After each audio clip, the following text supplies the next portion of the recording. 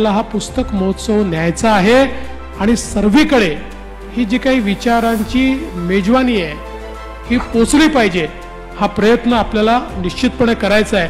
आपले प्रमोदजी महाजन नेहमी असं म्हणायचे की सुज्ञ माणसाने एकाच कार्यक्रमात दोनदा जाऊ नये, पण हा कार्यक्रमच इतका चांगला आहे की मला म्हणावं असं वाटतं मी पुन्हा येईन, मी पुन्हा येईन, मी पुन्हा येईन. शांतता महाराष्ट्र वाचत आहे अशा प्रकारचा एक कार्यक्रम आपण सगळ्या महाराष्ट्रामध्ये घेऊ आणि वाचन संस्कृतीला प्रेरणा मिळण्याचं बीज अख्ख्या महाराष्ट्रातल्या प्रत्येक गावागावामध्ये टाकू. हमें महाराष्ट्र को देश का पहला $1 ट्रिलियन इकोनॉमी बनाना है और उसमें प्रकाशन जगत सबसे बड़ा रोल करने वाला है, क्योंकि हर घर में हर व्यक्ति किताब जरूर पढ़ता है.